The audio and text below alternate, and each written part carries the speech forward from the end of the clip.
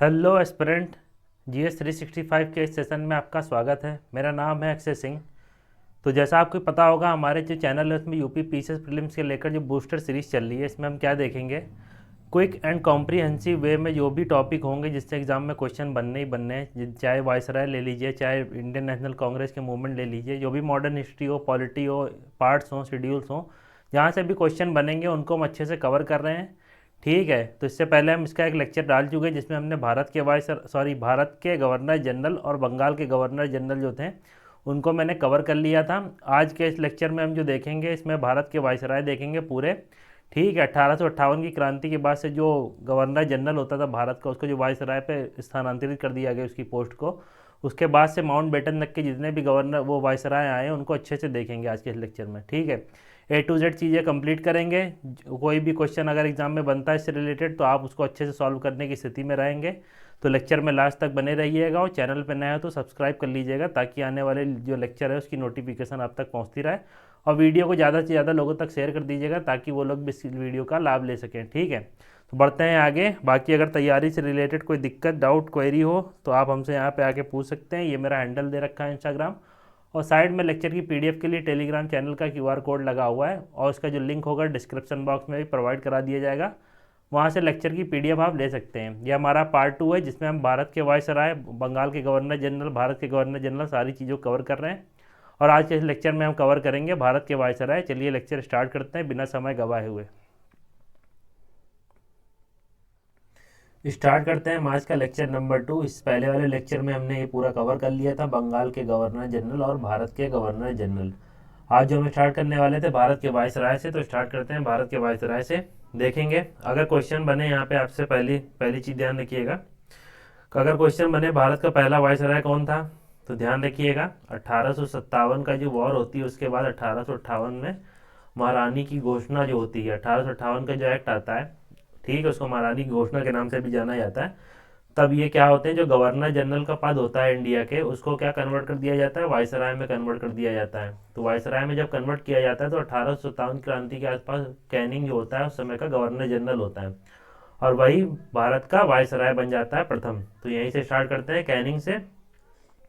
Lord Canning, tenure ध्यान में रखिएगा 1856 से 1862। ठीक है, कब से कब तक है इसका टेन्योर, तो 1856 से 1862 तक किसका, लॉर्ड कैनिंग का टेन्योर है।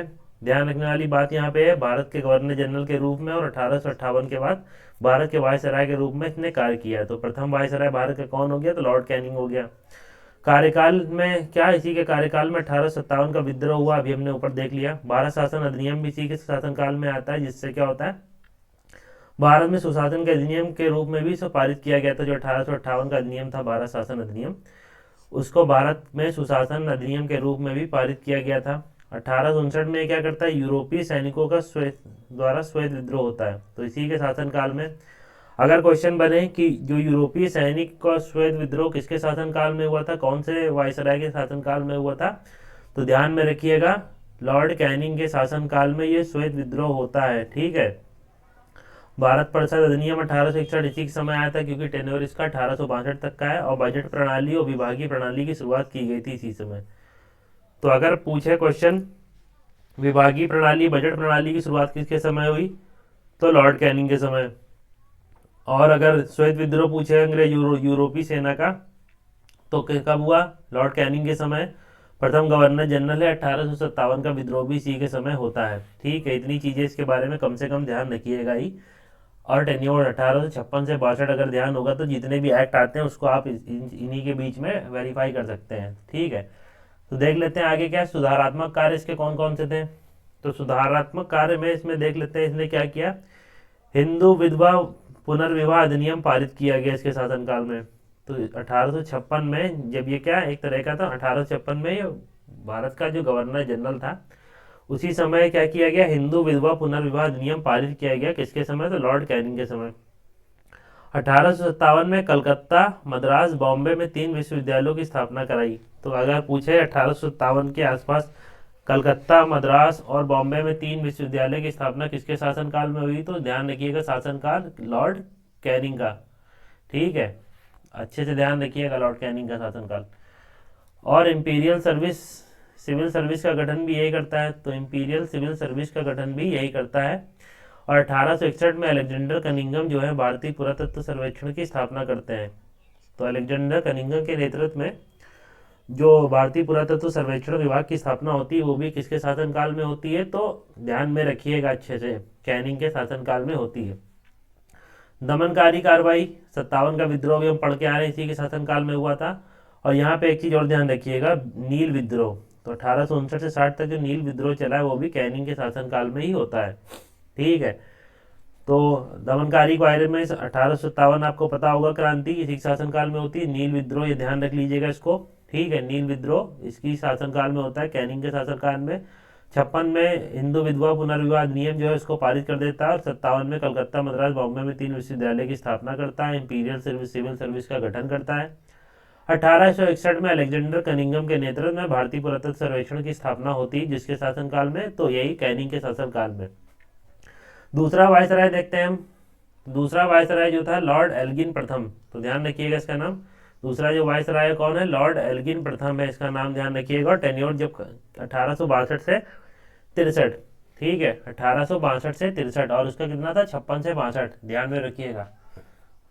कैनिंग का 56 से 62, और जहाँ कैनिंग का खत्म होता है वहीं स्टार्ट होता है इसका टेन्योर, किसका, लॉर्ड एल्गिन प्रथम का 1862 से 63। देख लेते हैं सुधारात्मक कार्य इसके। सुधारात्मक कार्यों में कलकत्ता, बॉम्बे और मद्रास में उच्च न्यायालयों की स्थापना की जाती है। तो एल्गिन प्रथम द्वारा क्या, कलकत्ता में, ध्यान रखिएगा, उच्च न्यायालय मतलब हाई कोर्ट जो आज के होते हैं उस तरह का हाई कोर्ट की स्थापना की जाती है। कब, तो कलकत्ता, बॉम्बे और मद्रास में के उच्च न्यायालयों की स्थापना होती है इसी के शासनकाल में। दमनकारी कार्रवाई, तो वहाबी आंदोलन इसी के समय होता है, किसके समय में, लॉर्ड एल्गिन प्रथम के समय में। ठीक है, वहाबी आंदोलन को कुचल दिया जाता है इसी के समय। तो ध्यान क्या क्या रखना है इसके, दो चीजें, कलकत्ता, बॉम्बे और मद्रास में उच्च न्यायालयों की स्थापना इसके शासनकाल में होती है, और साथ ही वहाबी आंदोलन जो है उसको पूरी तरह से कुचल दिया जाता है इसी के शासनकाल में। तो इतनी चीजें अच्छे से ध्यान में रखिए इसको। आगे बढ़ते हैं, देखते हैं लॉर्ड जॉन लॉरेंस, जिसका टेन्योर क्या है, 1864 से 69, 69 तक का। तो इसको देख लेते हैं, क्या है, लॉर्ड जॉन लॉरेंस के बारे में। तो इसका शासनकाल 64 to 69। पहली चीज ये ध्यान रखिएगा, अगर ना भी ध्यान रहे तो इतना ध्यान रखिएगा, लॉर्ड एल्गिन के बाद जिसका टेन्योर स्टार्ट होता है, जॉन लॉरेंस का स्टार्ट होता है। और एक चीज इसमें ध्यान रखने वाली क्या है आपको, तो क्या लिखा है, टेबरनेकल ऑफ न्यू डिस्पेंसन, नव विधान की स्थापना इसके समय में होती है केशव चंद्र सेन ने। तो केशव चंद्र सेन द्वारा यह है टेबरनेकल ऑफ न्यू डिस्पेंसन की स्थापना होती है, किसके समय, तो जॉन लॉरेंस के समय, ध्यान रखिएगा, केशव चंद्र सेन द्वारा। सुधारात्मक कार्य इसके देख लेते हैं जॉन लॉरेंस के। 1863 में क्या करता है, भारत की ग्रीष्मकाल राजधानी के रूप में शिमला का स्थापना करता है। तो ये ग्रीष्मकाल राजधानी के रूप में शिमला की स्थापना अगर आपसे पूछे किसके शासनकाल में हुई थी, तो ध्यान में रखिएगा, अच्छे से एकदम दिमाग में बैठा लीजिएगा, जॉन लॉरेंस के समय ग्रीष्म काल में जो शिमला को राजधानी स्थानांतरित किया गया था, तो वही जॉन लॉरेंस के समय में होती है 1863 में। इलाहाबाद हाईकोर्ट की स्थापना 1866 में किसके समय में होती है, तो जॉन लॉरेंस के समय में होती है। तो इलाहाबाद हाईकोर्ट उच्च न्यायालय की स्थापना अगर पूछे आपसे किसके शासनकाल में होती है, तो इलाहाबाद उच्च न्यायालय की स्थापना होती है लॉर्ड जॉन लॉरेंस के समय में। ठीक है, और दमनकारी कार्रवाई के अंतर्गत इसमें क्या आता है, तो भूटान युद्ध आता है इसके अंतर्गत। इसके शासनकाल में भूटान युद्ध होता है, जिसमें क्या अंग्रेजों ने भूटान को पराजित कर दिया और असम और बंगाल दुआरों को अपने नियंत्रण में कर लिया। तो इतनी चीजें ध्यान रखिएगा, भूटान युद्ध और इलाहाबाद उच्च न्यायालय की स्थापना, ग्रीष्मकालीन राजधानी शिमला को स्थानांतरण, तो इतनी चीजें कम से कम ध्यान रखिएगा लॉर्ड जॉन लॉरेंस के बारे में। नेक्स्ट देखते हैं लॉर्ड मेयो। तो लॉर्ड मेयो का टेन्योर कब से कब तक, 69 से 72 तक। तो ये ध्यान रखिएगा, 69 से 72 तक जॉन लॉरेंस कह रहा, लॉर्ड मेयो का टेन्योर स्टार्ट होता है जॉन लॉरेंस के बाद। लॉर्ड मेयो के कार्यकाल में ही उसकी हत्या कर दी जाती है। तो इसके कार्यकाल के दौरान ही इसकी हत्या कर दी जाती है, और उसने क्या किया, वित्तीय विकेंद्रीकरण की शुरुआत की।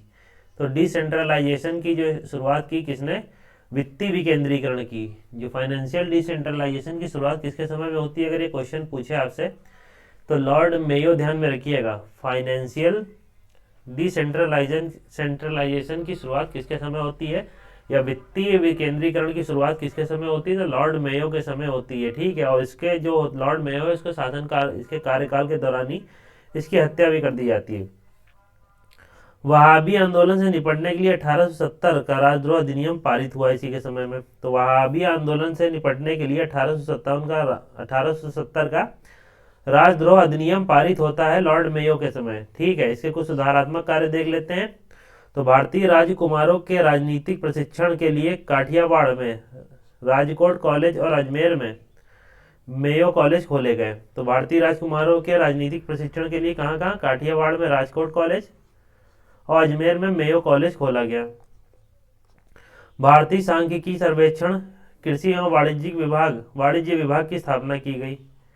तो ये भी चीजें ध्यान में रखिएगा, कृषि और वाणिज्य विभाग की स्थापना और भारतीय सांख्यिकी सर्वेक्षण की स्थापना भी इसी के समय में की गई, और राज्य रेलवे की शुरुआत की गई इसी के समय में। तो इतनी चीजें इसमें ध्यान में रखिएगा। ठीक है, क्या क्या ध्यान में रखना है, सुधारात्मक कार्यों में लॉर्ड मेयो के, तो भारतीय राजकुमारों के राजनीतिक प्रशिक्षण के लिए काठियावाड़ में राजकोट कॉलेज और अजमेर में मेयो कॉलेज खोले गए। भारतीय सांख्यिकी सर्वेक्षण तथा कृषि एवं वाणिज्य विभाग की स्थापना की गई, और राज्य रेलवे की शुरुआत भी इसी के समय में की गई है। तो इतनी चीजें ध्यान में रखिएगा इसमें। नेक्स्ट आगे बढ़ते हैं, देखते हैं अब इसके लॉर्ड मेयो के शासनकाल में तो सारी चीजें देख ली, क्या क्या, कृषि और वाणिज्य विभाग की स्थापना की गई, राज्य रेल की शुरुआत की गई, राजकोट कॉलेज अजमेर में मेयो कॉलेज खोला गया, किस लिए, जो भारतीय राजकुमार है उनको राजनीतिक प्रशिक्षण देने के लिए। ठीक है, और वित्तीय विकेंद्रीकरण की शुरुआत, ये सब चीजें देख लीजिएगा। नेक्स्ट है जो कौन, लॉर्ड नॉर्थब्रुक। तो नेक्स्ट कौन है, लॉर्ड नॉर्थब्रुक। 1872 से 76 तक का इसका समय है। ठीक है, समयावधि कब से कब तक है, तो 1872 से 76 तक की समयावधि है। नाम है लॉर्ड नॉर्थब्रुक। देख लेते हैं, इन्हीं के समय में जो ज्योतिबा फूले जी हैं, उन्होंने क्या किया, सत्यशोधक समाज की स्थापना की। तो अगर ये क्वेश्चन बने कि ज्योतिबा फूले जी ने जो सत्यशोधक समाज की स्थापना किसके समय में की थी, तो लॉर्ड नॉर्थब्रुक के समय में की थी। कब, तो 1873 में। 1875 में 1875 में प्रिंस ऑफ वेल्स का भारत आगमन किसके समय होता है, तो लॉर्ड नॉर्थब्रुक के समय में ही होता है। तो ध्यान रखिएगा, प्रिंस ऑफ वेल्स का भारत आगमन किसके समय होता है, तो नॉर्थब्रुक के समय में ही होता है। उसके कार्यकाल में बड़ौदा के गायकवाड़ पर मुकदमा चलाया जाता है। तो इसी के कार्यकाल के दौरान बड़ौदा के गायकवाड़ पर मुकदमा चलाया जाता है। ठीक है, नॉर्थब्रुक के समय में ही। और पंजाब में कूका आंदोलन की शुरुआत हुई थी इसी के समय। तो ये भी ध्यान रखिएगा, पंजाब में कूका आंदोलन की शुरुआत होती है इसी के समय में। इसने इस अफगानिस्तान मुद्दे के कारण इस्तीफा दे दिया। तो ध्यान रखिएगा, क्या क्या ध्यान रखना है नॉर्थब्रुक के बारे में। पहली चीज, सत्यशोधक समाज की जो स्थापना होती है ज्योतिबा फूले जी द्वारा, वो इसी के शासनकाल में होती है। 1875 में प्रिंस ऑफ वेल्स का भारत का आगमन होता है, किसके समय, नॉर्थब्रुक के समय ही होता है। नॉर्थब्रुक के समय में ही बड़ौदा के गायकवाड़ जो है उन पर मुकदमा चलाया जाता है। कूका आंदोलन की शुरुआत भी इसी के समय में होती है, किसके समय में, नॉर्थब्रुक के समय में। और साथ ही अफगानिस्तान के मुद्दे के कारण ये इस्तीफा देके पद त्याग कर देता है। ठीक है, इतनी चीजें ध्यान रखिएगा नॉर्थब्रुक के बारे में। ये देख सकते हैं, अंग्रेज की शक्ल ये है। ठीक है, नेक्स्ट है लॉर्ड लिटन। तो इसके बारे में देखिए, ध्यान रखिएगा, क्या पहले इसका टेन्योर ध्यान रखिएगा, कब से कब तक का टेन्योर रहा है इसका, तो वर्ष 1876 से 1880। ध्यान रखिएगा, 1876 टू 80 टेन्योर कम से कम ध्यान रखिएगा इसका। इसके समय में क्या, रॉयल जो उपाधि दी जाती है, शाही उपाधि अधिनियम 1876 में के तहत महारानी विक्टोरिया को क्या दिया गया, केसर हिंद की उपाधि दी गई, और भारत की साम्राज्ञी के रूप में उनको बताया गया। तो इसी के समय क्या है, लॉर्ड लिटन के समय शाही उपाधि अधिनियम पास हुआ 1876 में। इसमें महारानी विक्टोरिया को केसर हिंद या भारत की साम्राज्ञी की उपाधि प्रदान की गई। रिचर्ड स्ट्रेची हैं कि इनकी अध्यक्षता में अकाल आयोग का गठन किया गया। तो ये क्वेश्चन कभी कभी सीधे बन जाता है, ध्यान रखिएगा कि क्या अकाल आयोग का गठन कौन से वर्ष हुआ और उसकी अध्यक्षता किसने की थी, तो रिचर्ड स्ट्रेची की अध्यक्षता में अकाल आयोग का गठन हुआ था। ठीक है, 1878 में अकाल आयोग का गठन हुआ था, ये चीज़ ध्यान रखिएगा। नेक्स्ट जो है क्या है इसमें, इसके शासनकाल में कि 1877 में पहले दिल्ली दरबार का आयोजन किया गया। तो अगर पूछे क्वेश्चन बने आपसे कि प्रथम या फर्स्ट दिल्ली दरबार किसके समय आयोजित हुआ था, तो ध्यान रखिएगा प्रथम दिल्ली दरबार आयोजन जो हुआ था लिटन के समय हुआ था, और 1877 में हुआ था, 1877 में। आगे दक्कन कृषक राहत अधिनियम 1876 पारित हुआ इसके समय में, और साथ ही अकाल पड़े थे इसके समय में। ये इसी के ध्यान में रखते हुए फिर अकाल आयोग का गठन किया गया। और जिस समय भारत में अकाल पड़ रहे थे उसी समय क्या है, इसने क्या किया कि उसी समय इसने दिल्ली दरबार भी मतलब बुलाया पहला। तो इस चक्कर में इसके ऊपर जनता का आक्रोश बहुत बढ़ गया। तो ये सब चीज़ें आपको पता होनी चाहिए अगर आपने मॉडर्न हिस्ट्री पढ़ी हो। ये सिर्फ क्या है, रिवीजन के पर्पज़ से क्लास ली जा रही है और कुछ चीज़ें जहाँ पे आपको फोकस करनी है वहाँ फोकस कराई जा रही हैं। तो इसके समय में कुछ दमनात्मक कार्रवाई या दमनकारी कार्रवाई भी इसने की है। किसने? लॉर्ड लिटन ने। तो देख लेते हैं। जैसे दे रखा है यहाँ, आईसीएस की जो अधिकतम आयु हुई है 21 वर्ष से घटाकर 16 वर्ष कर दी। या 16 वर्ष गलत लिखा, 19 कर लीजिएगा। ये 16 यहाँ पे दे रखा है, 19 वर्ष की थी अधिकतम आयु। यहाँ पे ध्यान रखिएगा, यहाँ पे अधिकतम आयु की बात कर रहे हैं हम, ना कि न्यूनतम आयु की। अभी वर्तमान में हम जो सिविल सर्विस का एग्जाम देते हैं उसमें न्यूनतम आयु है। अगर 21 वर्ष आप न्यूनतम आयु हो जाती है उसके बाद आप एलिजिबल हो जाते हैं। लेकिन इसने क्या किया था 19 वर्ष अधिकतम कर दी थी। मतलब अगर आप 19 वर्ष के हो गए तो ओवर एज हो जाएंगे। तो ये चीज़ ध्यान रखिएगा, ठीक है। वर्नाकुलर प्रेस एक्ट इसके समय में पारित हुआ 1878 में, जिसमें क्या, जो भारत के लोकल भाषा के पत्र, जो हमारे समाचार पत्र थे, उन पर प्रतिबंध लगाया गया था। जो लोकल वर्नाकुलर का मतलब क्या होता है, लोकल लैंग्वेज के जो पेपर थे उसमें क्या किया, उनमें प्रतिबंध लगाया गया। शस्त्र अधिनियम लेके आया गया। इस अधिनियम के तहत क्या किया गया कि जो भी भारतीय हैं उस अगर शस्त्र रखना चाहते हैं तो उनको लाइसेंस प्राप्त करना होगा, और जो भी यूरोपीय हैं उनको लाइसेंस प्राप्त करने की आवश्यकता नहीं होगी, ठीक है। तो यहाँ विभेद किया गया। जो भी भारतीय हैं अगर वो शस्त्र रखना चाहते हैं तो उनको लाइसेंस की आवश्यकता होगी, और जो भी ब्रिटिशर्स हैं उनको अगर लाइसेंस वो शस्त्र रखना हो तो उनको लाइसेंस की आवश्यकता नहीं होगी। इस हिसाब से विभेद किया गया। और द्वितीय अफगान युद्ध किसके समय हुआ? तो ये लिटन के समय ही हुआ। ध्यान रखिएगा, ये क्वेश्चन बनते हैं। द्वितीय अफगान युद्ध किसके समय हुआ? तो लिटन के समय में ही हुआ है, ठीक है। इसको ध्यान में रखिएगा। एक सेकंड में पेन का कलर चेंज कर लूँ। तो लिटन के समय में ही द्वितीय अफगान युद्ध हुआ, और लिटन के समय में ही जो आईसीएस की एज है वो 21 से घटाकर 19 कर दी गई, और लिटन के समय में ही द्वितीय ये शस्त्र अधिनियम लाया गया। और वर्नाकुलर प्रेस जो एक्ट है वो भी लिटन के समय में ही लाया गया। तो ये सारी चीज़ें ध्यान रखिएगा लिटन से संबंधित। आगे बढ़ते हैं, रिपन देख लेते हैं। लॉर्ड रिपन टेन्योर, जहाँ लिटन का खत्म होता है 1880 पे, वहीं इसका चालू होता है 1880 से 84, ठीक है। इसको ध्यान में रखिएगा।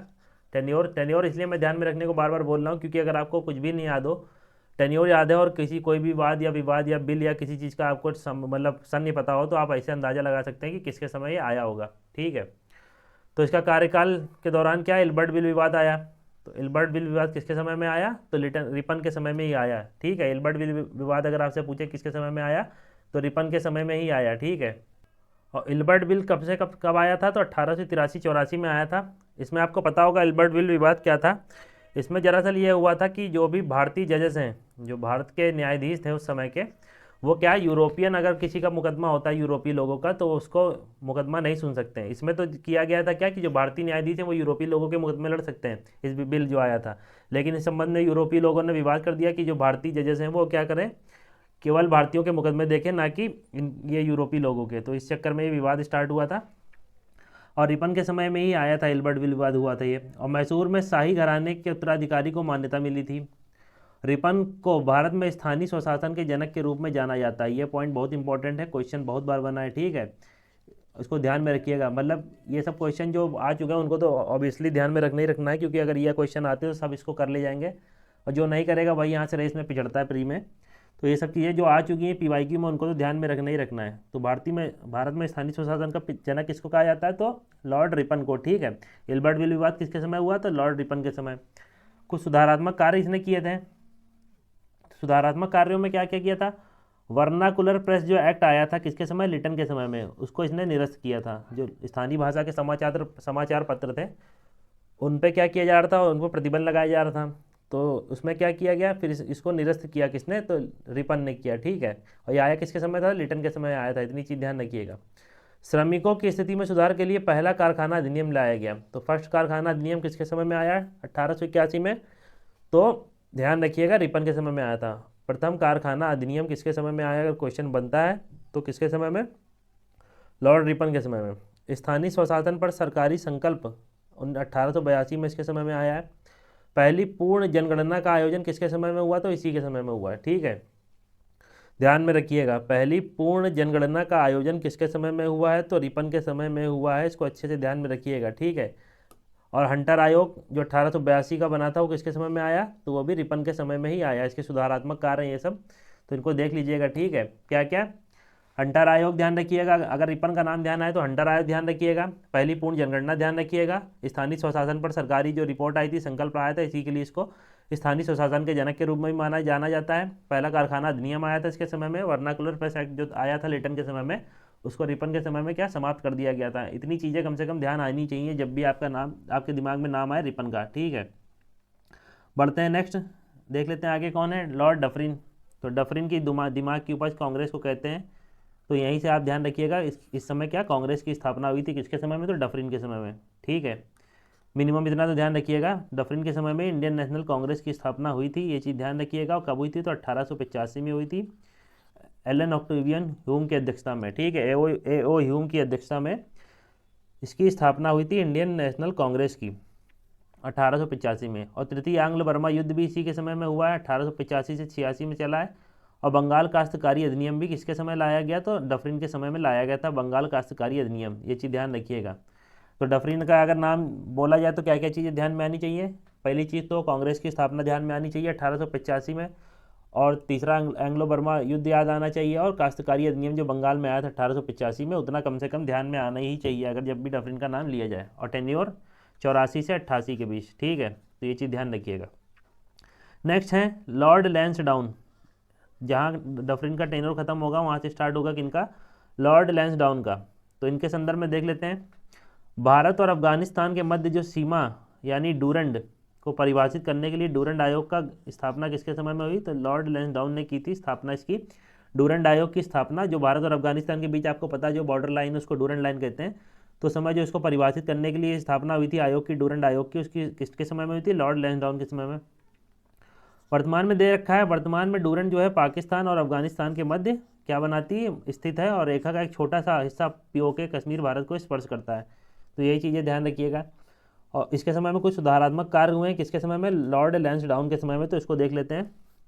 कारखाना अधिनियम लाया गया, एज ऑफ कंसेंट एक्ट 1891, जिसमें क्या किया गया, 1891 के अधिनियम में इसके, जिसे वर्ष 1891 अधिनियम एक्ट के रूप में भी जाना जाता है, जिसके तहत 12 वर्ष से कम आयु की लड़कियों के विवाह पर रोक लगा दी गई थी। तो मतलब चाइल्ड मैरिज पर इसमें का काम किया था कि जो भी 12 वर्ष से कम उम्र की बच्चियां हैं उनकी जो विवाह होता है उस पर रोक लगा दिया गया था, किसमें, एज ऑफ कंसेंट एक्ट आया था 1891 का, जिसके समय लॉर्ड लैंसडाउन के समय में। तो उसमें 12 वर्ष से कम आयु की लड़कियों पर विवाह पर प्रतिबंध लगा दिया गया था। कारखाना अधिनियम भी इसी के समय में आया। और सिविल सेवाओं को शाही, प्रांतीय और अधीनस्थ में वर्गीकृत किया गया। तो अगर पूछे सिविल सेवाओं का जो वर्गीकरण किसके समय में हुआ था, तो लॉर्ड लैंसडाउन के समय में हुआ था।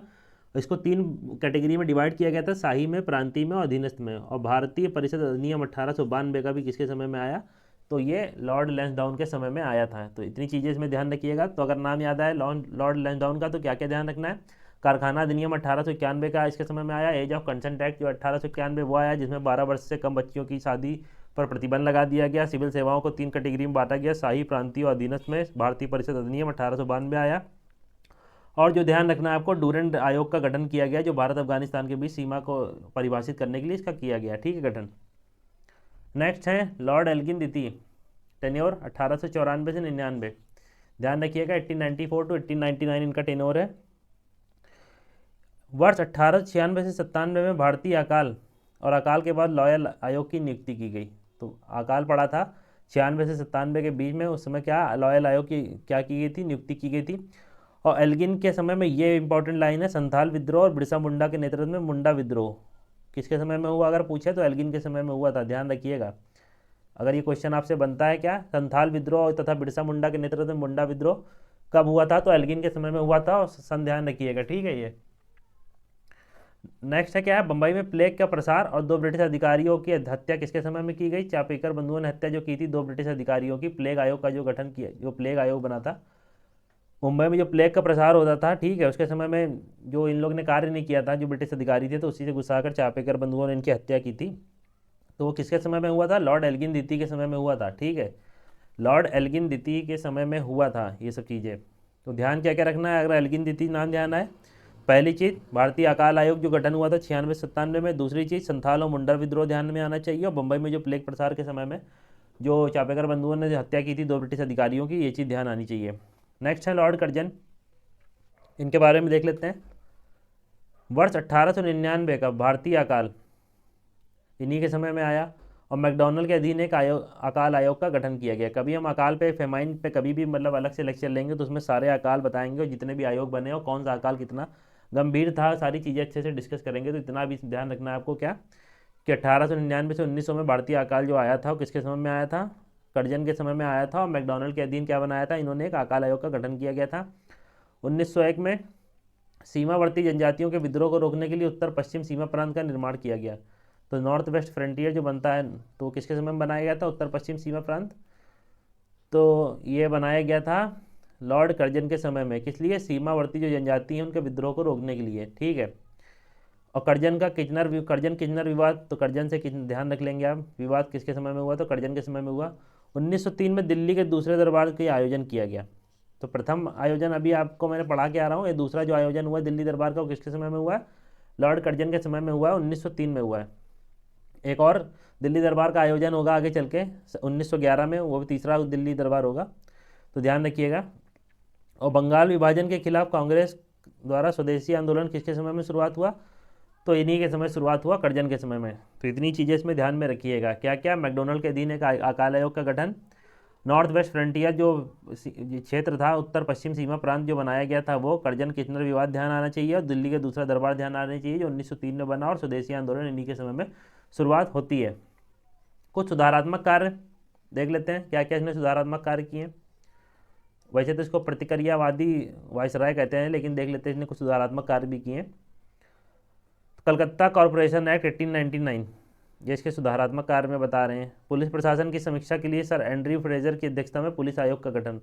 तो एंड्रयू फ्रेजर की अध्यक्षता में पुलिस आयोग का गठन आपसे अगर पूछे किसके शासनकाल में हुआ था? लॉर्ड कर्जन के शासनकाल में हुआ था, ठीक है।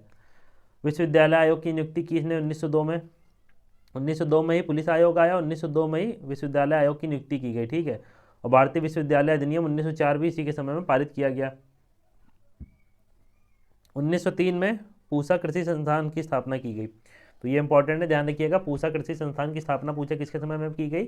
तो लॉर्ड कर्जन के समय में की गई। वाणिज्य एवं उद्योग विभाग की स्थापना किसके समय में की गई? तो भी कर्जन के समय में की गई। और प्राचीन स्मारक संरक्षण अधिनियम किसके समय में लाया गया? तो कर्जन के समय में लाया गया। इतनी चीज़ें ध्यान में रखिएगा। दमनकारी कार्रवाई ने कुछ की, उसको देख लेते हैं। वाक के अभिव्यक्ति पर अंकुश लगाने के लिए आधिकारिक गोपनीयता अधिनियम 1904 लाया गया। बंगाल का विभाजन ध्यान होना चाहिए सबको, बहुत बार क्वेश्चन बन चुका है, पता ही होगा आपको। और ये ध्यान रखिएगा, यंग हस्बैंड मिशन तिब्बत जो भेजा गया था किसके समय में भेजा गया था? तो कर्जन के समय में भेजा गया था। इतनी चीज़ें ध्यान में रखिएगा। क्या? जो आधिकारिक गोपनीय अधिनियम आया था 1904 में, बंगाल विभाजन पता होगा। और यंग हस्बैंड मिशन जो भेजा गया था कहाँ पे? तो तिब्बत में, वो किसके समय में? तो ध्यान रखिएगा, कर्जन के समय में भेजा गया था। नेक्स्ट देखते हैं लॉर्ड मिंटो दिती। लॉर्ड मिंटो दिती के शासनकाल में देख लेते हैं क्या क्या हुआ था। विभाजन विरोधी और स्वदेशी आंदोलन की लोकप्रियता जो थी वो बढ़ गई बहुत सारी। तो स्टार्ट तो होता है किसके? कर्जन के समय में। क्या हमारा जो बंगाल विभाजन के बाद जो स्वदेशी आंदोलन स्टार्ट होता है किसके समय होता है? कर्जन के समय में होता है। लेकिन विभाजन विरोधी और जो स्वदेशी आंदोलन चरम पे पहुंचता है वो किसके समय में पहुंचता है? तो मिंटो दिती के समय में पहुंचता है। सूरत में जो होता है कांग्रेस का विभाजन हो जाता है नरम दल और गरम दल में, ठीक है। तो ये चीज़ ध्यान रखिएगा, नरम और गरम में जो स्प्लिट होता है, सूरत स्प्लिट इसको कहते हैं इंग्लिश में। तो ये किसके समय में होता है? लॉर्ड मिंटो दिती के समय में होता है, ठीक है। इतनी चीज़ ध्यान में रखिएगा। मुस्लिम लीग की स्थापना ढाका में की जाती है नवाब सलीमुल्लाह खां के नेतृत्व में। तो कहाँ पे मुस्लिम लीग की स्थापना होती है? ढाका में। तो ये चीज़ ध्यान रखिएगा, ढाका में। तो ये चीज़ ध्यान रखिएगा कितना, ढाका में मुस्लिम लीग की स्थापना होती है 1906 में जमशेदजी टाटा द्वारा। 1907 में टिस्को की स्थापना भी की जाती है इसी के समय में। तो किसके समय में हम बात कर रहे हैं? लॉर्ड मिंटो दिती के समय में बात कर रहे हैं। क्या क्या हुआ था? जो स्वदेशी आंदोलन था वो चरम पे पहुंच गया था। साथ में जो सूरत स्प्लिट होता है, इसमें नरम दल गरम दल में विभाजन हो जाता है कांग्रेस का। 1906 में ढाका में मुस्लिम लीग की स्थापना होती है जमशेदजी टाटा के द्वारा। 1907 में टिस्को की भी स्थापना की जाती है इसी के शासनकाल में। 1909 में भारत परिषद अधिनियम द्वारा मार्ले मिंटो प्रस्तुत किया जाता है। मार्ले मिंटो सुधार आपको पता होगा, कभी कभी सेपरेट क्वेश्चन बन जाता है कौन से सन में आया था। तो 1909 में आया था मार्ले मिंटो सुधार, ठीक। इसके 10 वर्ष बाद आता है मॉन्टेग्यू चेम्सफोर्ड। ये दोनों क्वेश्चन बनते हैं अलग से, ध्यान रखिएगा। तो भारत परिषद अधिनियम या मार्ले मिंटो सुधार भी जिसको कहते हैं 1909 का किसके समय में आया था? जिसमें मुस्लिमों को का पृथक निर्वाचन का दिया गया था, इसमें प्रावधान किया गया था मुस्लिमों के लिए पृथक निर्वाचन का। आगे है उग्रवादियों के उदय को रोकने के लिए राजद्रोह सभा निषेध अधिनियम 1909 पारित किया गया। तो ये किसके समय में हुआ? लॉर्ड मिंटो दिती की बात कर रहे हैं हम। इसी के समय में राजद्रोह सभा अधिनियम 1909 मतलब लाया गया। और अभिव्यक्ति की स्वतंत्रता पर अंकुश लगाने के लिए 1910 में भारत प्रेस अधिनियम लाया गया। तो अभिव्यक्ति की स्वतंत्रता क्या अंकुश लगाने के लिए भारत प्रेस अधिनियम लाया गया 1910 में। और किसके समय लाया गया? तो लॉर्ड मिंटो दिती के बारे में। ठीक है। अगर आपसे पूछे लॉर्ड मिंटो द्वितीय के बारे में कुछ चीज़ें बताइए, तो पहली चीज़, जो स्वदेशी आंदोलन था वो चरम पे पहुंच गया। 7 का मुस्लिम लीग में, सॉरी 7 को क्या होता है, कांग्रेस का विभाजन होता है सूरत में, और 1906 में ढाका में जो मुस्लिम लीग है उसकी स्थापना होती है, टिस्को की भी स्थापना जमशेद जी टाटा जी द्वारा की जाती है 1907 में। पार्लियामेंट्री सुधार आता है 1919 में, राजद्रोह सभा अधिनियम लाया जाता है 1909 में, और 1910 में भारतीय प्रेस अधिनियम लाया जाता है अभिव्यक्ति की स्वतंत्रता पर अंकुश लगाने के लिए। तो इतनी चीज़ें ध्यान रखिएगा जब भी नाम लें लॉर्ड मिंटो द्वितीय का, ठीक है। नेक्स्ट देखते हैं लॉर्ड हार्डिंग द्वितीय। तो लॉर्ड हार्डिंग द्वितीय के बारे में देख लेते हैं क्या क्या चीज़ें दे रखी इसमें।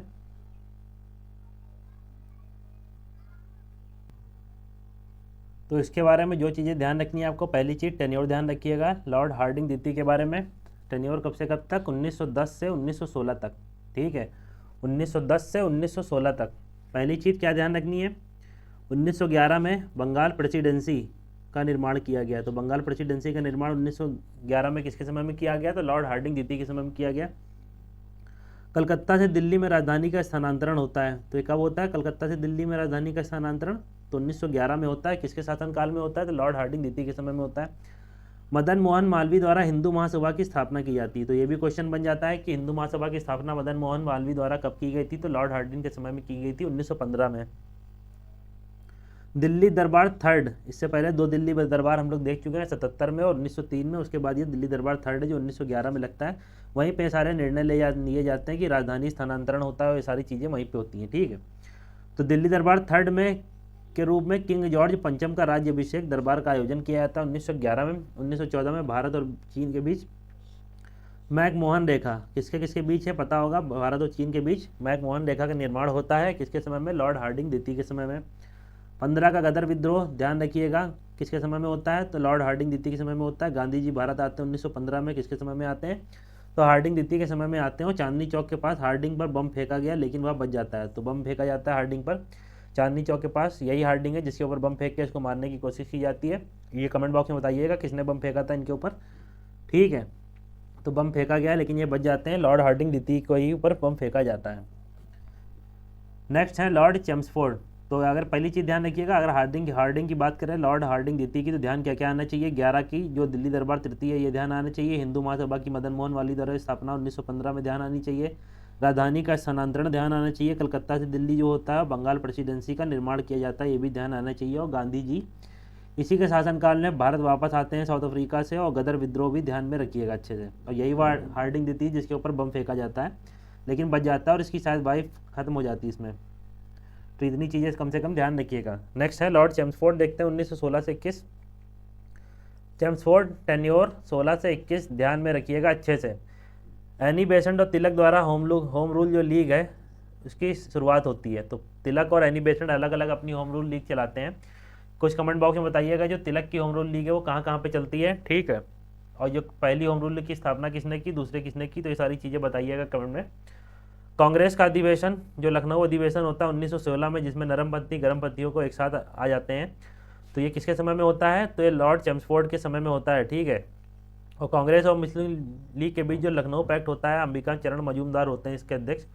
तो कुछ चीज़ें ध्यान रखिएगा, अंबिका चरण नाम ध्यान रखिएगा। जो कांग्रेस का लखनऊ अधिवेशन होता है इंपॉर्टेंट है इसलिए मैं बता रहा हूँ इसमें, क्योंकि नरमपंथी गर्मपंथी एक साथ आते हैं। साथ ही मुस्लिम लीग और कांग्रेस का क्या होता है, समझौता होता है लखनऊ पैक्ट के नाम से जिसको जाना जाता है 1916 में। इसकी अध्यक्षता किसने की, तो अंबिका चरण मजूमदार करते हैं। और गांधी जी के दक्षिण अफ्रीका से लौटने के बाद साबरमती आश्रम की स्थापना किसके समय होती है, तो साबरमती आश्रम की स्थापना भी लॉर्ड चेम्सफोर्ड के समय में होती है। चंपारण सत्याग्रह 1916 ध्यान आना चाहिए। खेड़ा सत्याग्रह 1900। अहमदाबाद मिल स्ट्राइक जो होती है 1918, ये अच्छे से ध्यान में रहनी चाहिए आपको किसके समय में होंगी ये, तो सारी की सारी लॉर्ड चेम्सफोर्ड के समय में होंगी। असहयोग खिलाफत आंदोलन की शुरुआत भी इनके समय में हो जाती है और बीजी तिलक की मृत्यु हो जाती है, ठीक है, सर पे लाठी लगने से, सबको पता होगा। सॉरी, लाला लाजपत राय की वो तो मृत्यु होती है सर पे लाठी लगने से। इधर बाल गंगाधर तिलक की मृत्यु हो जाती है 1 अगस्त 1920 को। तो इतनी चीज़ें इसमें ध्यान में रखिएगा, ठीक। तो अगर लॉर्ड चेम्सफोर्ड की बात करें क्या क्या ध्यान में आना चाहिए, होम रूल लीग ध्यान आनी चाहिए। दूसरी चीज़ लखनऊ अधिवेशन ध्यान आना चाहिए। कांग्रेस मुस्लिम लीग का जो लखनऊ पैक्ट है वो ध्यान आना चाहिए। साबरमती आश्रम 1916 में उसको ध्यान में रखिएगा। जो शुरुआती 3 सत्याग्रह होते हैं गांधी जी के, अहमदाबाद, खेड़ा और वो चंपारण, ये तीनों चीज़ें ध्यान में आनी चाहिए आपको। असहयोग और खिलाफत आंदोलन शुरुआत हो जाता है 20 के आसपास, तो ये भी चीज़ किसके समय होती है? तो लॉर्ड चेम्सफोर्ड के समय में ही होती है। और बीजी तिलक की मृत्यु भी लॉर्ड चेम्सफोर्ड के समय में होती है। सुधारात्मक कार्रवाई देख लेते हैं। मॉन्टेग्यू की अगस्त घोषणा और भारत शासन अधिनियम 1919 किसके समय में आता है? तो चेम्सफोर्ड के समय में आता है। पूना में महिला विश्वविद्यालय की स्थापना, देखिए इसका टेन्योर वैसे ज़्यादा ध्यान न रखिएगा, आपको पता होगा 1919 में मॉन्टेग्यू चेम्सफोर्ड सुधार, मतलब मॉन्टेग्यू चेम्सफोर्ड एक करके अधिनियम आता है। तो चेम्सफोर्ड इस समय यहाँ के वायसराय होते हैं, मॉन्टेग्यू सेक्रेटरी ऑफ स्टेट होते हैं, एसओएस जिसको कहते हैं, भारत सचिव। तो वहीं से आप इसका टेन्योर ध्यान रख सकते हैं। लेकिन इसका टेन्योर स्टार्ट, एक सेकेंड, हाँ, तो इसका टेन्योर ध्यान रखिएगा 1916 से 21 में, एक मिनट यार, तो इसमें क्या सुधारात्मक कार्यों में मॉन्टेग्यू की अगस्त घोषणा ध्यान में रखिएगा, भारत शासन अधिनियम 1919 का। अगस्त घोषणा मॉन्टेग्यू की जो होती है 1917 में होती है, ठीक है। और भारत शासन अधिनियम जो होता है वो कितने कब आता है? 1919 में आता है, ठीक।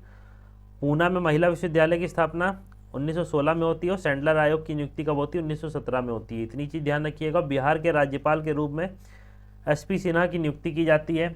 इंपीरियल बैंक ऑफ इंडिया जो अब एसबीआई बन जाती है, 3 बैंकों को मिला के बनती है इंपीरियल बैंक ऑफ इंडिया, उसकी स्थापना भी 1921 में होती है। किसके समय में? तो चेम्सफोर्ड या मॉन्टेग्यू चेम्सफोर्ड, पूरा ध्यान रखिएगा, ठीक है।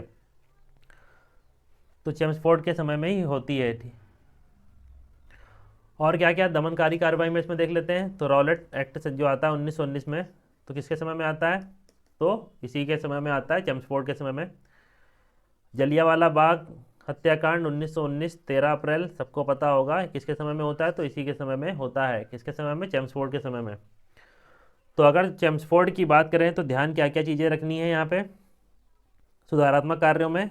अगस्त घोषणा जो होती है मॉन्टेग्यू की 1917 में होती है। और मॉन्टेग्यू चेम्सफोर्ड अधिनियम आता है कब? 1919 में, जिसे भारत शासन अधिनियम 1919 भी कहते हैं।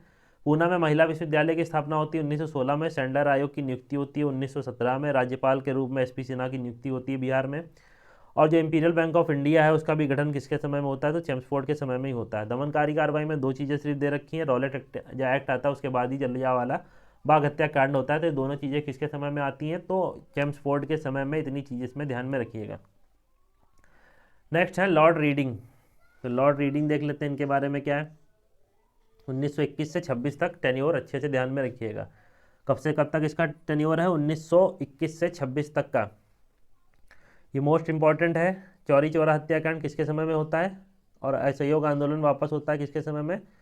तो चौरी चौरा हत्याकांड के बाद जो गांधी जी हैं, वो जो हमारा आंदोलन चल रहा होता है असहयोग आंदोलन, वो क्या उसको वापस ले लेते हैं। तो किसके समय में होता है? ये लॉर्ड रीडिंग के समय में होता है। केरल में जो मोपला विद्रोह होता है 1921 में, ये भी इंपॉर्टेंट है, ध्यान में रखिएगा। मोपला विद्रोह किसके समय में होता है?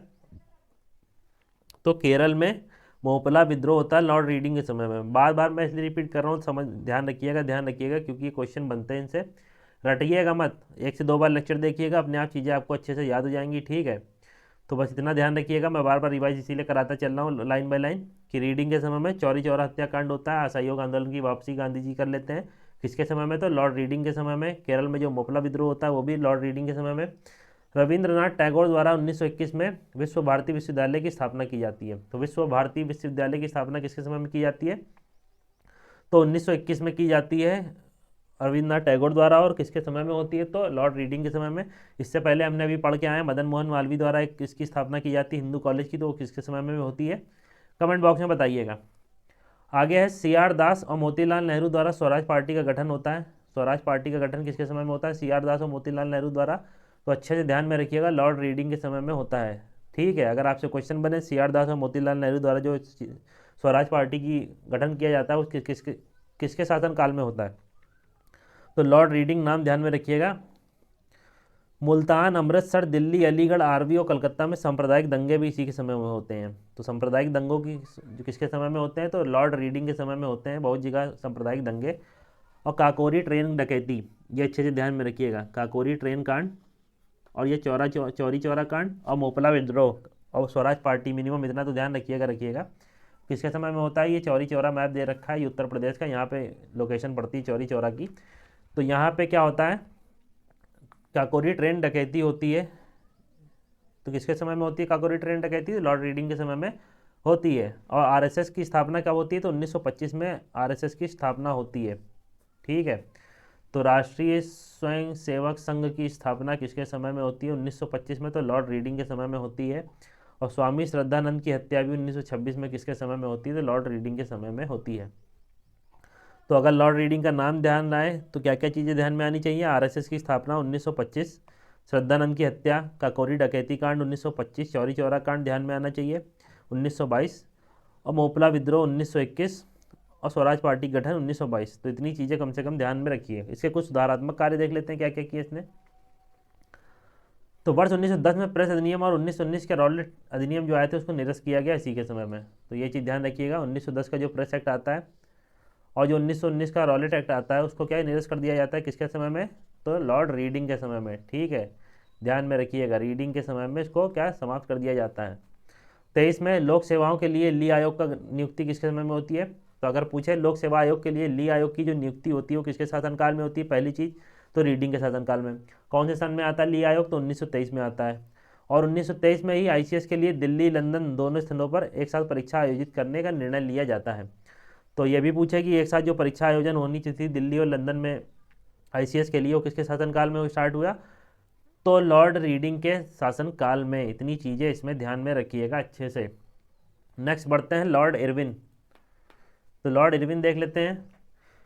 1926 से 1931 तक का साल टेन्योर इनका ध्यान में रखिएगा। कब से कब तक? तो 26 से 31। कब से कब तक? तो 1926 से 31 तक इनका शासनकाल है लॉर्ड इरविन का।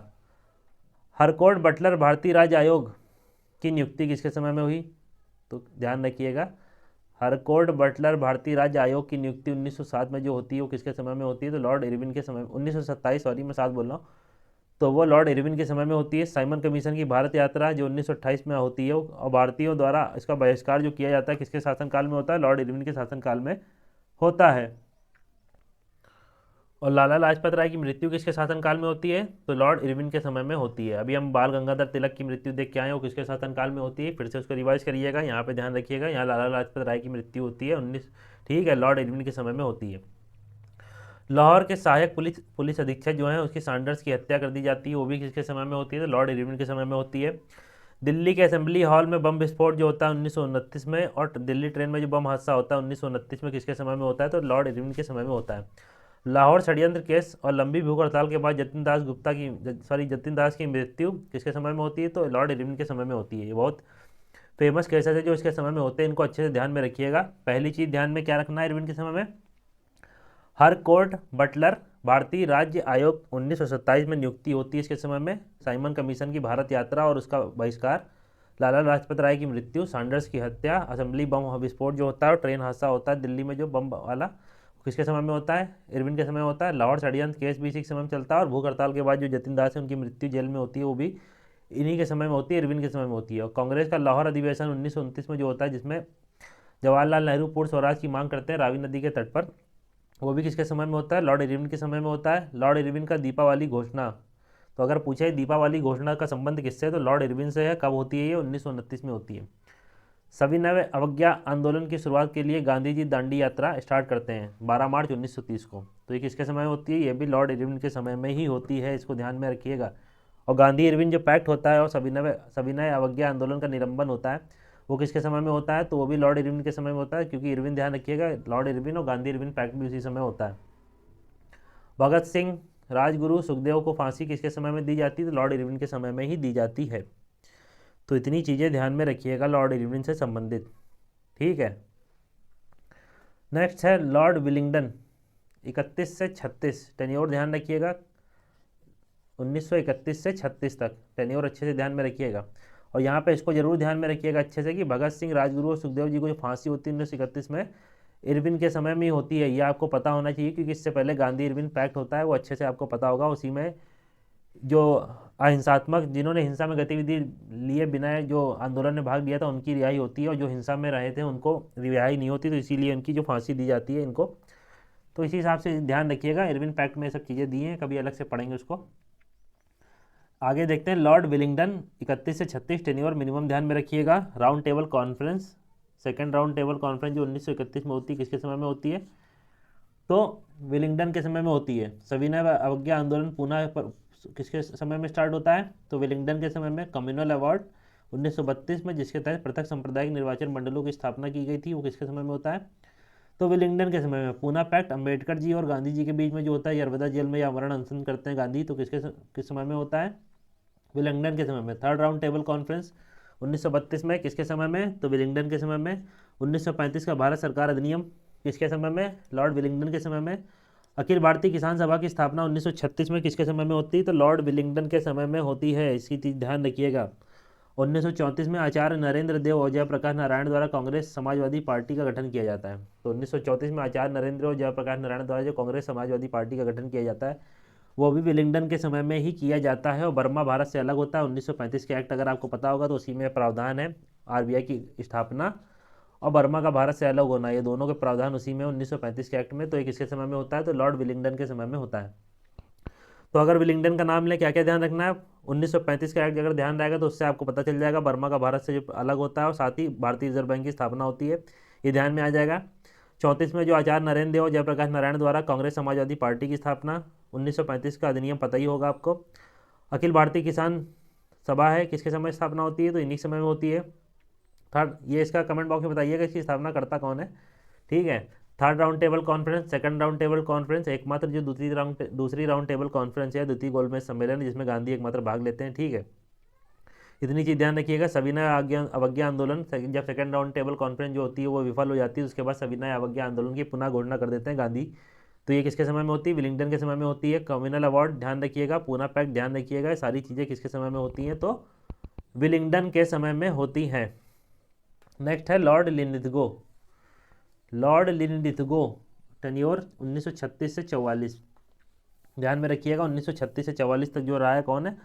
लॉर्ड लिनलिथगो, ठीक। द्वितीय विश्व युद्ध की शुरुआत और कांग्रेस की सरकारों का इस्तीफा। तो द्वितीय विश्व युद्ध की शुरुआत और कांग्रेस की सरकारों का इस्तीफा किसके समय में होता है? तो लॉर्ड लिनलिथगो के समय में होता है। कांग्रेस के 51वें अधिवेशन 1938 में सुभाष चंद्र बोस का कांग्रेस अध्यक्ष के रूप में चयन होता है। तो कौन सा कांग्रेस का अधिवेशन होता है, कहाँ पे? जहाँ पे सुभाष चंद्र बोस को अध्यक्ष के रूप में चयनित किया जाता है। तो ये होता तो लिनलिथगो के समय, लेकिन कौन से स्थान पर यह अधिवेशन होता है जहाँ पे इनको अध्यक्ष के रूप में चुना जाता है? तो ये बताइएगा कमेंट बॉक्स में। 1939 में बोस जी इस्तीफा देते हैं और फॉरवर्ड ब्लॉक की स्थापना कर देते हैं, किसके समय में? तो लॉर्ड लिनलिथगो के समय में। मुस्लिम लीग का लाहौर प्रस्ताव 1940 में और मुसलमानों के लिए अलग राज्य की मांग कहाँ से स्टार्ट होती है? तो लिनलिथगो के समय से ही स्टार्ट होती है। चर्चिल इंग्लैंड के प्रधानमंत्री चुने जाते हैं इस समय। भारत से सुभाष चंद्र बोस का पलायन होता है और इंडियन नेशनल आर्मी का गठन करते हैं। कांग्रेस का भारत छोड़ो प्रस्ताव पारित किया जाता है। 42 में राष्ट्रीय नेताओं की गिरफ्तारी के बाद अगस्त क्रांति और 1942 में भारत छोड़ो आंदोलन का शुभारंभ होता है। तो किसके समय में होता है? लिनलिथगो के समय में। इसका टेन्योर कम से कम जरूर ध्यान रखिएगा, 1936 से 51, और इससे पहले वाला जो जिसका हम देख के आए हैं विलिंगडन, तो इनके दोनों का टेन्योर अच्छे से ध्यान रखिएगा। 31 से 36 और 36 से इधर 44, तो ये ध्यान रखिएगा इस बीच, क्योंकि बहुत बड़ी बड़ी घटनाएं होती हैं भारत में और उनसे क्वेश्चन बनते हैं, तो इनके टेन्योर ध्यान रखिएगा। और इस बीच जो भी घटना होंगी उस हिसाब से आप टेन्योर के हिसाब से, इनके शासनकाल के हिसाब से उस घटनाओं को टिक कर सकते हैं, ठीक है। और मुस्लिम लीग के कराची अधिवेशन 1944 में बांटो और भारत छोड़ो का नारा मुस्लिम लीग के कराची अधिवेशन में लिया गया। बांटो और भारत छोड़ो का नारा लिया गया लिनलिथगो के समय में ही, ठीक है। मुस्लिम लीग का अधिवेशन होता है कराची में, वहाँ पे कुछ सुधारात्मक कार्य करते हैं ये लिनलिथगो, तो इसको देख लेते हैं। 36 से 37 में जो प्रथम आम चुनाव होते हैं वो किसके समय में होते हैं? तो लिनलिथगो के समय में होता है प्रथम आम चुनाव। 1936 से 37 में जो प्रथम आम चुनाव होते हैं किसके शासनकाल में होते हैं? तो लिनलिथगो के शासनकाल में होते हैं और कांग्रेस को पूर्ण बहुमत प्राप्त होती है इसमें। वायसराय द्वारा अगस्त प्रस्ताव और कांग्रेस द्वारा इसकी आलोचना, परंतु मुस्लिम लीग द्वारा इसका समर्थन। जो अगस्त प्रस्ताव आता है 1940 में, कांग्रेस इसकी आलोचना करती है और मुस्लिम लीग इसका समर्थन करता है। किसके समय में आता है? और सुधारात्मक कार्य के अंतर्गत किसके हैं? तो ध्यान में रखिएगा इसका लिनलिथगो नाम, ठीक है। क्रिप्स मिशन किसके समय में आता है भारत? तो लिनलिथगो के समय में। क्रिप्स मिशन जो है उसके द्वारा क्या भारत को डोमिनियन राज्य दर्जा देने के लिए एक संविधान सभा की स्थापना का प्रस्ताव प्रस्तुत किया जाता है, इसे कांग्रेस ने अस्वीकृत कर देते हैं। पोस्ट डेटेड चेक पता होगा कि कौन कहता है? ये डोमिनियन स्टेटस का मांग जो है हम लोग की बहुत पहले खत्म हो जाती है। 1929 में आपको पता होगा पूर्ण स्वराज का लक्ष्य घोषित कर दिया जाता है, तो इतनी चीज़ें ध्यान में रखिएगा। दमनकारी कार्रवाई, भारत छोड़ो आंदोलन को कुचलने के लिए साम्राज्यवादी शासन द्वारा अपनी शक्ति का इस्तेमाल किया गया। द्वितीय विश्व युद्ध के दौरान सैनिकों को भोजन उपलब्ध कराने के लिए अत्यधिक खाद्यान्न आवंटित करने के कारण 43 में बंगाल में भयंकर अकाल पड़ता है। तो इतनी चीज़ें ध्यान में रखिएगा। लिनलिथगो के समय में क्रिप्स मिशन तो ध्यान रखिएगा, अगस्त प्रस्ताव ध्यान रखिएगा, प्रथम आम चुनाव ध्यान रखिएगा। तो इतनी चीज़ें कम से कम ध्यान में रखिएगा इसमें, ठीक है। सुभाष चंद्र बोस जी जो फॉरवर्ड ब्लॉक बनाते हैं और साथ ही इंडियन नेशनल आर्मी का गठन किसके समय में होता है, तो इसी के समय में होता है। नेक्स्ट है लॉर्ड वेवल। वेवल देख लेते हैं, टेन्योर 44 से 47, CR फार्मूला 1944 में आता है और गांधी जिन्ना वार्ता की विफलता 1944 में होती है। तो किसके शासनकाल में होती है, तो लॉर्ड वेवल के शासनकाल में। द्वितीय विश्व युद्ध का अंत होता है 1945 में, आपको पता होगा 1939 से युद्ध चालू होता है, 45 में खत्म होता है। मुस्लिम लोग लीग द्वारा डायरेक्ट एक्शन डे जो बनाया जाता है 16 अगस्त 1948 को, किसके समय में होता है, तो भयंकर हिंसा होती है इसमें, आपको सबको पता होगा।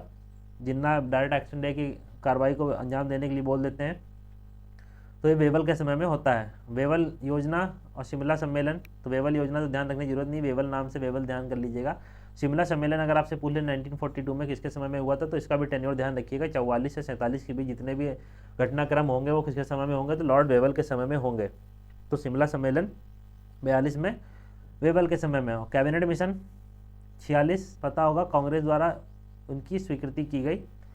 और आज़ाद हिंद फौज के सैनिकों पर मुकदमा और रॉयल इंडियन नेवी का विद्रोह जो होता है वो किसके समय में होता है, तो ये चीज़ ध्यान में रखिएगा वेवल के समय में। और यहाँ कमेंट करके बताइएगा, अभी तक अगर आप लेक्चर देख रहे हैं तो जो रॉयल इंडियन नेवी का विद्रोह होता है उस समय कौन से जहाज़ पे ये विद्रोह स्टार्ट होता है, कौन के जहाज़ से, तो ये भी क्वेश्चन पूछता है, ठीक है। INS करके होगा, कमेंट बॉक्स में बताइएगा। तो सुधारात्मक कार्रवाई देख लेते हैं इसके समय में क्या हुई। तो वेवल के समय में सुधारात्मक कार्रवाई क्या हुई, संविधान सभा के चुनाव हुए, कांग्रेस का अंतरिम सरकार का गठन किया गया इसी समय में। 20 फरवरी 47 को एटली की घोषणा होती है और ब्रिटिश शासन के अंत की घोषणा कर दी जाती है। तो एटली की घोषणा या ब्रिटिश शासन की घोषणा एटली करते हैं, तो इसी के शासनकाल में, किसके शासनकाल में, वेवल के शासनकाल में। नेक्स्ट है लॉर्ड माउंट बेटन 1947 से 48, एक साल के लिए। 3 जून योजना या माउंट बेटन योजना की घोषणा कब होती है, तो लॉर्ड माउंट बेटन के समय में। तो ये ध्यान रखिएगा, 3 जून योजना के नाम से भी इसको जानते हैं। हाउस ऑफ कॉमन्स में भारतीय स्वतंत्रता विधेयक पेश किया गया और पारित किया गया। तो हाउस ऑफ कॉमन्स में भारतीय स्वतंत्रता विधेयक किसके समय में पारित किया गया, अगर ये क्वेश्चन बन जाता है तो माउंट बेटन नाम ध्यान रखिएगा। बंगाल और पंजाब के विभाजन के लिए सर सिरिल रेडक्लिफ की अध्यक्षता में 2 सीमा आयोगों की नियुक्ति की जाती है और माउंट बेटन स्वतंत्र भारत के प्रथम गवर्नर जनरल बने इसी समय में। तो अगर आपसे क्वेश्चन पूछे कि स्वतंत्र भारत के प्रथम गवर्नर जनरल कौन थे, तो लॉर्ड माउंट बेटन थे। और प्रथम भारतीय गवर्नर पूछे तो C राजगोपालचारी थे शायद, हाँ। तो इसका ये चीज़ ध्यान में रखिएगा, ठीक। तो इतनी चीज़ें ध्यान रखिएगा। और माउंट बेटन पूछे क्या, तो माउंट बेटन योजना सबको पता होगा, लेकिन माउंट बेटन योजना को 3 जून योजना भी कहते हैं। स्वतंत्रता विधेयक किसके समय में पारित हुआ, प्रथम स्वतंत्र भारत का गवर्नर जनरल कौन था, और सर सिरिल रेडक्लिफ की अध्यक्षता में जो 2 सीमा आयोग की नियुक्ति होती है किसके समय में होती है, तो माउंट बेटन के समय में होती है। तो लेक्चर हमारा इतना ही था। आई होप आपको वीडियो लेक्चर अच्छा लगा होगा। अच्छा लगा हो तो वीडियो को लाइक कर दीजिएगा, कमेंट करिएगा कोई कमी रह जाती है। चैनल पर नए हो तो सब्सक्राइब कर लीजिएगा ताकि आने वाली वीडियो लेक्चर की नोटिफिकेशन आपको मिलती रहे। तब तक मिलते हैं नेक्स्ट वीडियो लेक्चर में। Good bye.